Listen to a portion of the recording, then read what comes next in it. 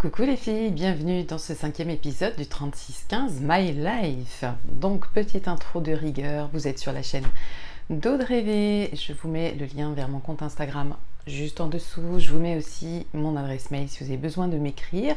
Si vous souhaitez poser des questions, puisque le principe de cette vidéo, de cette série de vidéos, c'est de répondre à toutes les questions que vous me posez. Vous avez des questions, vous les écrivez en bas en commentaire. Vous pouvez aussi me les poser sur Instagram, vous le faites. Et vous pouvez aussi me les poser par mail, vous le faites aussi. Je tourne cette vidéo, nous sommes dimanche matin, je vous situe un petit peu le contexte. J'ai le soleil qui m'arrive par là, juste devant. Donc je suis à la fois dans la lumière et dans la pénombre, mais je me dis que c'est pas grave. Alors il faudrait que je me tienne comme ça, mais c'est ni agréable pour vous, ni agréable pour moi. Donc je vais reprendre une position normale. Et puis je vous propose de commencer cette petite série. Allez, c'est parti. Alors vous m'avez demandé... Plusieurs m'ont demandé ça, quel était le patron que j'avais le plus cousu. J'ai la question pour le patron coup de cœur et j'ai la question pour le patron que j'ai plus cousu. Et j'ai trouvé ça bien qu'il y ait les deux questions parce que c'est pas la même chose en fait. C'est pas parce que vous cousez un patron X fois que c'est votre patron préféré, en tout cas pour moi. Mais je vais être sans surprise là quand je vais vous dire que c'est celui de mes enfants. C'est-à-dire que j'ai cousu le plus de fois, je crois, le pantalon Dresde. Alors, de Direndo, je n'ai pas compté le nombre de versions que j'ai cousu de ce pantalon, mais je pense qu'il y en a entre peut-être 15, 20. J'ai dû en faire 3 ou 4 pour moi. Et tout le reste c'est pour mes enfants. J'en ai fait un encore il n'y a pas très longtemps pour mon fils, un en lin beige qui est très très joli. Et voilà, c'est ce pantalon que j'ai cousu le plus de fois. Je dirais que je l'adapte parce que, alors pour moi maintenant, je pense que je pourrais aller vers le 38 si je veux le porter un petit peu moins loose. Parce que comme j'ai perdu un peu de poids, ça me permet aussi de porter les choses différemment. Et j'ai bien envie de me refaire une version en taille 38 pour voir ce que ça donne. Peut-être que je le ferai pas dans un tissu coup de cœur parce que si je me plante, bon c'est pas grave, ça fera un pige, ça ira dans la corbeille pyjama.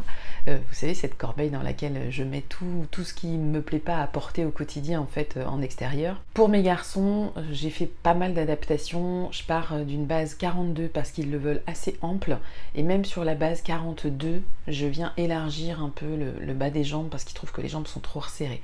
Donc la base pour mes garçons c'est Dresde, mais c'est vraiment modifié maintenant avec le temps. J'avais aussi réduit la fourche pour ma version à moi, donc ça je pense que je vais garder cette fourche réduite parce que c'est plus agréable. Et j'avais aussi pour ma version réduit les poches. Et mes garçons eux ne veulent surtout pas que je touche aux poches. J'ai eu malheur une fois de raccourcir les poches parce que je les trouvais vraiment trop amples.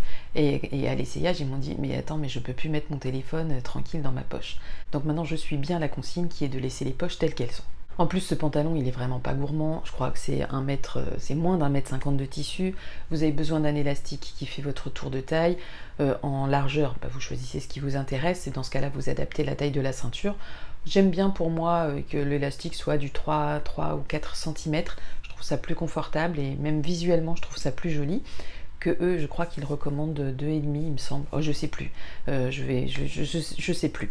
Ce pantalon, il est issu du livre Dresde de Direndo. Donc c'est un livre que j'ai quand même pas mal abordé en vidéo puisque j'en avais fait une thématique que vous avez été d'ailleurs très nombreuses à suivre et que vous êtes d'ailleurs encore nombreuses à suivre aujourd'hui et à découvrir.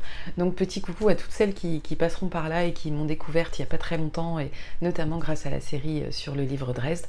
Donc merci, ça me fait toujours plaisir de voir que les choses sont regardées même une fois qu'elles sont tournées depuis longtemps parce que Dresde, je pense qu'on est à plus d'1 an maintenant. Et ça va me permettre d'enchaîner avec la deuxième question. Donc deuxième question, est-ce que je vais continuer la série sur les patrons du livre Dresde de Direndo? Alors c'est vrai que j'ai quasiment tout abordé sur ce livre, je rentre dans le détail pour celles qui ne le savent pas, mais je doute que vous ne le sachiez pas parce que ce 3615 My Life est vraiment regardé par mes abonnés les plus fidèles. Donc je pense que je vous apprends rien en vous disant que j'ai fait des focus sur chaque patron, donc une vidéo, un patron du livre Dresde. Donc j'ai fait une vidéo sur le chemisier que moi aussi j'ai transformé en robe. J'ai fait une vidéo focus sur le pantalon version short aussi. Une vidéo focus sur la blouse qui se décline version tunique plus ou moins longue. Je vous ai fait une vidéo sur le manteau, la veste, gilet, que j'ai décliné plusieurs fois. Je vous ai fait une vidéo, je crois, sur la robe Dresde, que je fais aussi un petit peu à ma sauce. Une vidéo sur la jupe Dresde, que je fais aussi un petit peu à ma sauce et qui me sert pour plein de choses, cette jupe Dresde, notamment aussi pour me faire, c'est une très bonne base pour mes jupons que je mets sous mes robes qui peuvent avoir un tissu un peu transparent. Alors je sais qu'il me reste à faire le focus sur la jupe culotte. Ça, c'est vrai que je ne l'ai pas fait. Ça m'emballe un peu moins ces temps-ci. Je dis pas que je le ferai pas, mais je le ferai quand j'aurai envie. J'ai vraiment beaucoup de mal à me forcer à faire des thématiques de vidéos qui ne me plaisent pas plus que ça. Et j'aurais dû la faire il y a un an, parce qu'il y a un an, j'avais très envie. Et puis là, maintenant, le temps passe. Et c'est vrai que c'est pas vers ce patron que j'ai envie d'aller, cette jupe culotte. Donc c'est pas pour tout de suite. Je sais plus si j'ai fait le t-shirt. Il me semble que je dois pas être loin de l'avoir fait. En tout cas, je l'ai pas mal abordé le sujet. Donc je vais regarder, je vais refaire le point sur ce qui n'a pas été fait. Et puis je veux pas m'engager dans une date précise pour vous dire quand sortiront ces vidéos. Mais elles viendront, c'est sûr. Maintenant, je pense que j'ai vraiment bien dégrossi le livre, tant sur les patrons que sur la méthode, puisqu'il y a aussi des vidéos focus sur la méthode Drest qui vous permet notamment d'adapter votre garde-robe et de construire votre capsule sur la base de ce livre pour des vêtements à porter toute l'année et selon les situations. Autre question qui m'a été posée à plusieurs reprises, vais-je continuer les week-ends couture? Alors, je continuerai sans doute les week-ends couture, mais ce ne sera pas dans le lieu habituel dans lequel vous m'avez sans doute peut-être déjà rencontré. Je n'ai pas de lieu précis d'ailleurs pour les futurs week-ends couture. Donc pour ça, je dirais, je vous laisse un petit peu regarder ce qui se fait autour de chez vous. Et peut-être qu'il existe des lieux dans lesquels on peut se retrouver à plusieurs pour coudre, notamment, ce serait pas mal. Donc je vous laisse farfouiller, vous me contactez, faites plutôt ça par mail ou sur Instagram en message privé. Et vous me dites si vous avez envie d'un week-end, en tout cas avec moi, d'un séjour couture. Vous me dites si vous avez repéré des lieux par chez vous. Moi, cette année, et je pense l'année prochaine, j'aurai clairement moins de temps pour des week-ends couture. Donc ce sera des choses qu'il faudra vraiment que j'anticipe et que je planifie. Donc n'hésitez vraiment pas à me faire part de vos petites trouvailles. Et puis ça peut peut-être nous permettre d'organiser les choses d'une manière différente. Pour celles qui ont déjà goûté au week-end classique, ça vous permettra peut-être de découvrir autre chose. Et pour celles qui n'en ont encore pas fait et qui souhaitaient me rencontrer, ce sera peut-être l'occasion de faire quelque chose, pourquoi pas, près de chez vous. Alors évidemment, je ne vais pas pouvoir faire des week-ends toutes les semaines, ni tous les mois. Hein. Non, c'est pas l'idée. Mais peut-être prévoir 2 ou 3 dates sur l'année, organisées de façon à ce que ça puisse réunir un maximum de monde sur des régions différentes. Donc la suite, à voir selon ce que vous aurez trouvé aussi. On passe à la question suivante. Vous m'avez demandé si je comptais poursuivre les lives couture sur ma chaîne. C'est vrai qu'on s'était donné pas mal de rendez-vous live, je crois qu'il y en a eu 7 ou 8. Donc c'était pareil, pour celles qui me suivent, je vous apprends rien, et pour les autres, les live couture, alors je suis absolument pas en train de coudre hein, quand on parle de live couture, là c'est plus des lives blabla couture, voilà, soit je choisis une thématique, soit c'est une thématique totalement libre, et on vient se parler de choses et d'autres. Donc je pense que oui, je vais refaire des lives, ça me manque, j'adore ça. Donc là aussi, ça va nécessiter que je planifie les choses, j'ai pas envie de m'engager sur une date que je vais pas pouvoir tenir. Donc sans doute, je vous annoncerai un live, un rendez-vous blabla couture prochainement, sans thématique particulière, parce que j'imagine que comme ça fait longtemps, on a plein de choses à se dire et plein de sujets à aborder. Donc là aussi, je pense que ça n'intéresse que les plus fidèles d'entre vous. Si vous êtes abonné à mon compte Insta, vous aurez l'info. Si vous êtes abonné à cette chaîne YouTube, vous aurez l'info, parce que je mets des alertes en général une semaine avant ou quelques jours avant le live. Donc ça me permet quand même de rassembler pas mal de monde, entre 200 et 400 personnes, ça dépend du moment et de la thématique. Donc c'est plutôt chouette de pouvoir échanger. Et puis pour info aussi, les lives en général je les mets en replay, parce que ça permet à toutes celles qui ne pouvaient pas être là pendant le rendez-vous précis de pouvoir revoir la vidéo à un moment qui est plus adapté et plus propice à leur agenda. Donc je dirais c'est une affaire de semaine avant le prochain live blabla couture. Question suivante qui m'a beaucoup amusée. Vous m'avez demandé combien j'avais de paires de boucles d'oreilles. Oui, vous l'avez remarqué, les boucles d'oreilles c'est vraiment pour moi le petit bijou dont je ne me passe pas. J'en ai beaucoup, je les ai pas comptées, j'avoue, je n'ai pas perdu de temps à compter mes boucles d'oreilles. Je dirais genre entre 20 et 30 paires de boucles d'oreilles, et puis ça s'accumule un peu parce que je craque facilement. Je n'achète que de la fantaisie. J'ai beaucoup de boucles d'oreilles qui ne sont pas fantaisie, mais qui datent avant mes vidéos, avant mon célibat. Et c'est des boucles d'oreilles que j'ai plus du tout envie de porter. En plus, à l'époque, j'étais plus dans la couleur argent.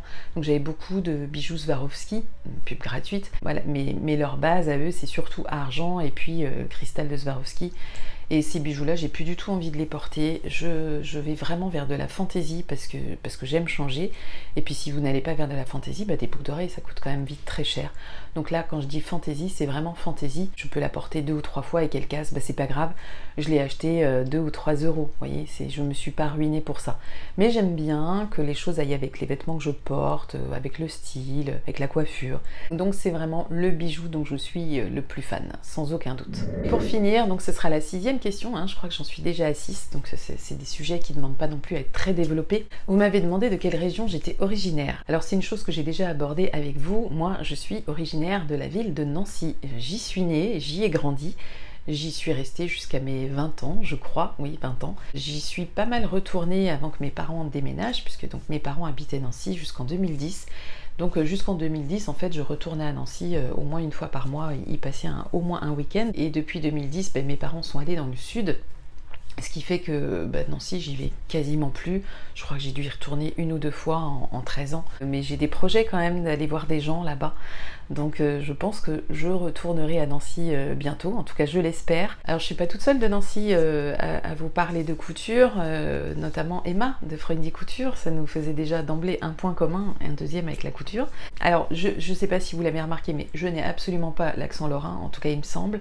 Alors peut-être que quand je m'énerve ou quand je me laisse un peu aller, peut-être que j'ai des petits relents d'accent lorrain, mais moi je l'ai pas du tout. C'est pas parce que j'ai pas l'accent en revanche que je ne m'identifie pas comme Lorraine de cœur et d'origine.